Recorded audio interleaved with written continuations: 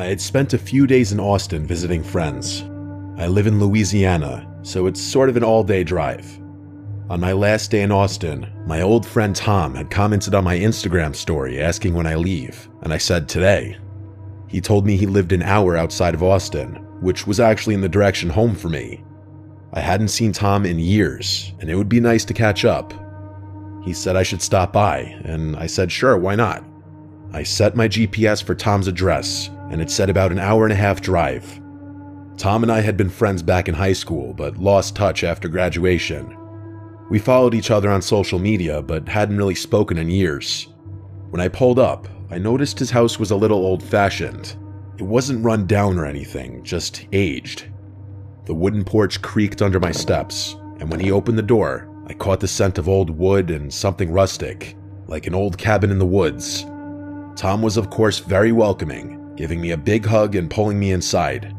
Some friendships stay just as pure no matter how much time passes. The inside of the house was just as old as the outside. The furniture looked like it had been around since the 70s, and every step I took on the hardwood floors let out a small creak. It felt kind of Texas, I guess. It was kind of charming in a way, like stepping back in time. We sat down in his living room, catching up on life, drinking whiskey. It was like 5 p.m. by this point. One drink turned into two into three, and before I knew it, I was pretty drunk. The warmth of the alcohol made the room feel smaller, cozier, but also heavier. Hours passed like minutes, honestly. We were having such a good time catching up that eventually he dropped the question I knew he'd ask. "Hey man, you got a long drive back. Why don't you crash here for the night?" he offered. I hesitated, but he was right. I wasn't in any shape to be on the road. I said yeah, good idea, and asked if I'd take the couch we were on. And then he said, nah, I got a spare room. It's nothing fancy, but it's better than the couch. That was good enough for me. We ate some Chinese food that we had delivered, and after a while, he led me down a short hallway to the spare bedroom. I didn't pay much attention to the inside of the room because I was hammered. We both were. But I remember the air in the room was still, like the room hadn't been used in a long time. I barely had time to register my surroundings before I collapsed onto the bed, completely exhausted and drunk. Sometime in the middle of the night, I woke up. My mouth was dry, my head was spinning, and the room was dark, except for a little bit of moonlight sneaking in through the blinds. That's when I saw it. In the far corner of the room, on the closet door, there was something hanging. At first, it looked like a long black trench coat on a coat rack, but as my eyes adjusted, the shape of it felt wrong. It had a broad upper portion, almost like shoulders, and the way it hung made it look less like fabric and more like a silhouette. My heart pounded in my chest. I didn't remember seeing that when I stumbled into the bed, but I had been drunk. Maybe I just hadn't noticed. I rolled over, trying to ignore it. It was just a coat, nothing more, but I couldn't help myself. I peeked again, still there.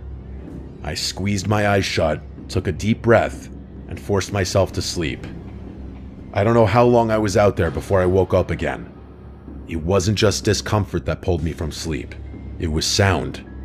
A slow, soft creaking, like someone stepping carefully on an old wooden floor. My eyes shot open. The room was dimly lit now, dawn creeping through the blinds. I turned my head toward the corner, and my stomach dropped. The coat was gone. I sat up so fast that my head spun. My body was buzzing with a sickening mix of fear and leftover alcohol. I scanned the room, my heart thudding against my ribs. There was nothing in the corner, just an empty closet door. I threw the covers off and rushed to Tom's room. He was snoring, completely unaware of the panic storming through me. I shook him awake, which took a lot of effort considering he was out from all that alcohol. He finally woke up very confused, rubbing his eyes. "The coat," I said breathlessly. "The one on the coat rack in the spare room." He squinted at me, confused. "What coat?" he said. "The black trench coat, the one that was hanging on the closet door. It looked like a person almost." Tom sat up, looking more awake now. "I don't own a trench coat, man. I don't even have a coat rack in that room," he said. I stared at him, waiting for him to say he was messing with me, that this was some kind of joke, but his expression stayed serious. "Come look," I said. He sighed, but got up and followed me back to the spare bedroom. I pointed to the exact spot. "It was right there," I said. Tom scratched his head. He asked me if I was sure I wasn't just dreaming, but I said I know what I saw. I insisted, with my voice shaking slightly. "I woke up and it was there. Then I woke up again and it was gone," I said. We stood in the room for a few moments, both of us feeling the same eerie silence pressing in on us. Tom finally exhaled and shook his head, agreeing we should check the house just in case. We searched every room, every closet, every corner. Nothing. No signs of forced entry, no weird coats hanging anywhere, nothing that could explain what I saw. Eventually, Tom tried to convince me that maybe I had been in some kind of half-dream state, seeing things that weren't there. I wanted to believe that, really. I didn't want to think about the alternative. As soon as the sun was fully up, I grabbed my stuff, said goodbye, and hit the road. I almost felt guilty leaving him alone after that. The whole drive back to Louisiana, my mind kept circling back to that moment, waking up to that coat-like figure staring at me from the corner, the way it was just gone in the morning. Maybe Tom played a cruel prank on me, but to this day he's never admitted to anything, so I doubt that. Or maybe, just maybe, there had been someone in that house watching me sleep, and they decided to leave before the morning came.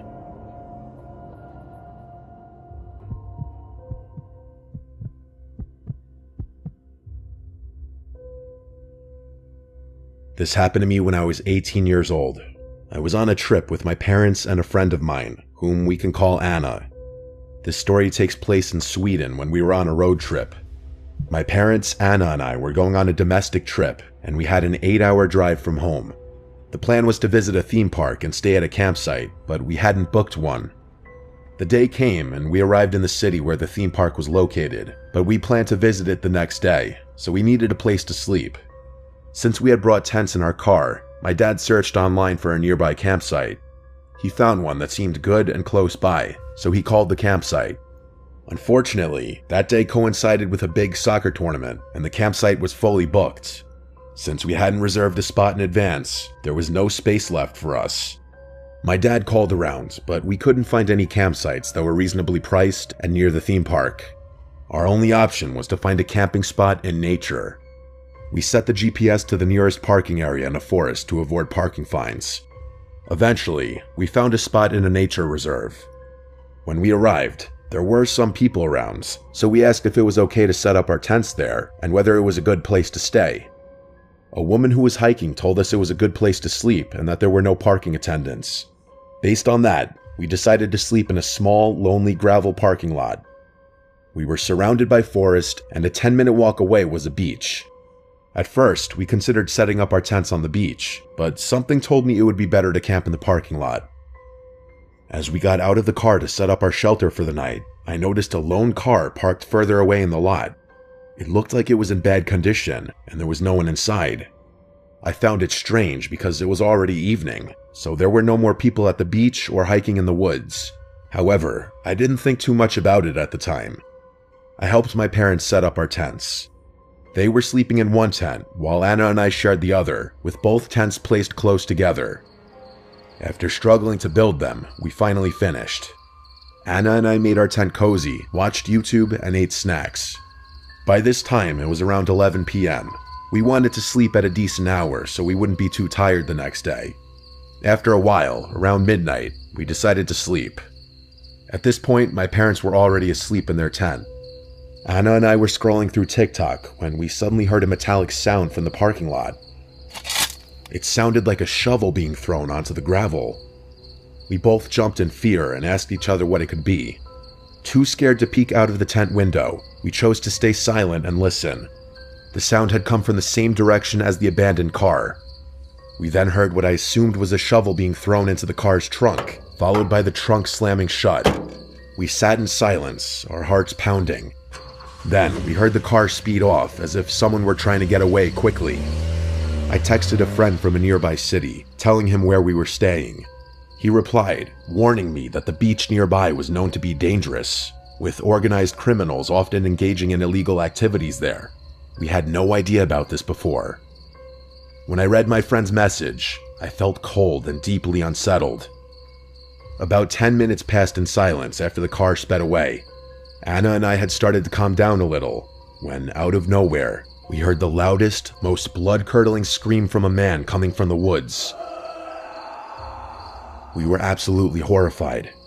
I immediately texted my mom, telling her we just heard a loud scream. When she didn't respond, I called her phone to wake her up. She finally answered and said neither she nor my dad heard anything. She reassured me that it was probably nothing serious, but at that moment, I couldn't think of any normal reason for someone to scream like that. Anna and I crawled under the blankets, terrified, not knowing what was happening. Every minute felt like an hour. Even though it was midnight, we were too scared to sleep.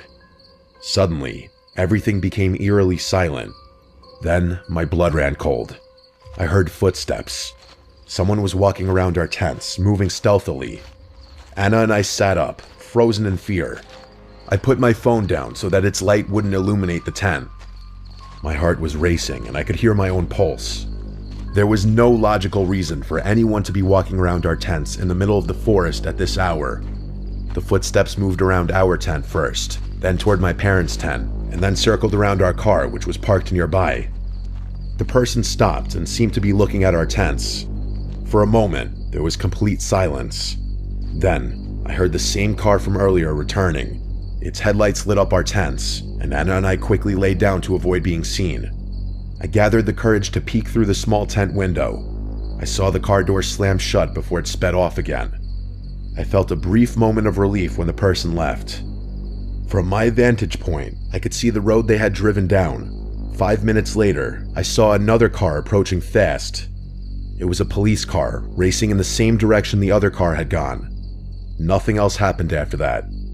Anna and I were still shaken, so we decided to sit in the locked car to feel safer. I stayed awake until around 5 a.m., keeping watch over the forest, while Anna eventually fell asleep beside me. After about an hour, we went back to our tent, and out of sheer exhaustion, finally fell asleep. We woke up around 9 a.m. completely drained. I told my mom everything that happened, and she revealed that she had also heard the footsteps, but when the person was near their tent, she had also heard heavy breathing, like the kind you hear in horror movies during a scary phone call. She had been terrified too.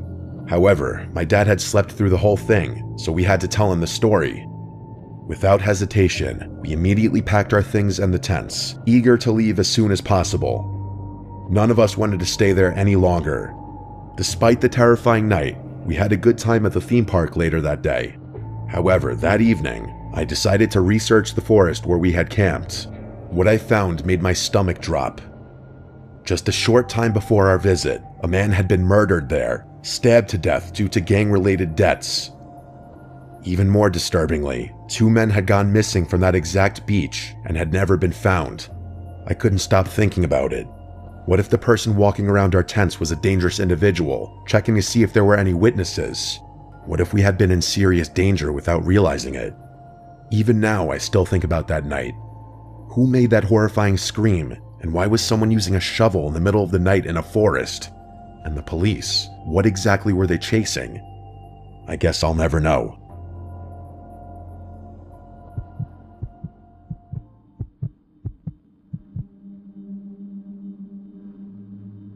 This is a story that still haunts me when I think about it, even though I was so young when it happened. 6 is around the age where a lot of my childhood memories start to become more clear. I have one sibling, my older brother Keith. Keith is 2 years older than me, so at the time he was 8. When I was 6, I had a strict bedtime, 8:30. If I didn't abide by it, or our dad caught either of us up past our bedtime, we'd be in serious trouble. Our dad was always strict with us as kids. Honestly, I don't remember if this happened on a school night or not, but I woke up in the middle of the night to Keith shaking me awake. Keith and I shared a big bedroom upstairs in the house. My parents' room was on the first floor of the house. I was confused why Keith was waking me up, until he told me in a whisper to be quiet and listen, and I did listen, and I heard what he was talking about. It was our mom's voice calling for us downstairs, but it was in a very quiet, whisperish type of voice. I was going to get up to go answer our mom, but my brother told me not to. He said that he didn't think it was Mom. I told him to stop trying to scare me. I remember being so mad at him. He told me to go closer and listen, so I got up and went towards the bedroom door. Right outside of our bedroom door was the little hall that led to the bathroom and another bedroom that our grandma would sleep in whenever she'd sleep over. Directly to the right, when you leave our bedroom, was the stairway downstairs, which had a door as well. I put my ear up on the bedroom door, and I heard the voice clearer. It sounded like our mom's voice, calling our names. "Keith, Mikey." I said to Keith, "That's Mom," and he said, "No, it's not." Somehow, as a 6-year-old, and as the little brother, I found myself being the one confident enough to open our bedroom door and then listen through the stairway door. But now, the voice stopped. I whispered to Keith that Mom walked away, and again he said, "That's not Mom." I kept telling him to shut up and that he was scaring me. I unlocked the stairway door and slowly pulled it open to avoid making noise, and when the door was open just enough, I peered through the opening. At the bottom of the stairs was clear as day the silhouette of a person, a woman, but right away I knew it was not our mom. Whoever it was, she saw me because she said, "Hi sweetie, come down." Immediately I shut the door and locked it and went back into our bedroom and locked that door as well. I started to cry and Keith kept saying, "I told you." We both agreed to start screaming as loud as we could on 3 to wake our parents. So on 3, we started stomping on the floor and screaming as loud as we could. It didn't take long for our parents to barge up the stairs pounding on the locked door. At first, our dad was pissed about the door being locked, but as soon as we let them in, they saw that I had been crying and we were genuinely disturbed about something. They listened to us. My mom was particularly concerned after telling us she was not at the bottom of the stairs and she was not calling our names. She asked what the woman looked like, but all we could say was we couldn't tell. Meanwhile, I remember our dad running downstairs to, I guess, look around for the woman. After a bit, our mom kissed us goodnight again, and I'm pretty sure she told us to lock the doors, which was a first. I was too young to catch on, but it seemed as if our parents knew exactly who it could have been. Keith and I looked out the window when we heard the doorbell after a while, and we saw a police car outside. We wanted to go downstairs, but we stayed put. I remember we begged our parents to tell us who it was and what happened, but our parents would always say they didn't know. They would also say they're proud of us for not going downstairs. Personally, I think they did know who it was, and to save my brother and I from any kind of further trauma or fear, they just never told us, because the last time I saw my parents for dinner, I asked them about it, and they still shrugged it off as some random intruder, but that never explained how that woman knew our names.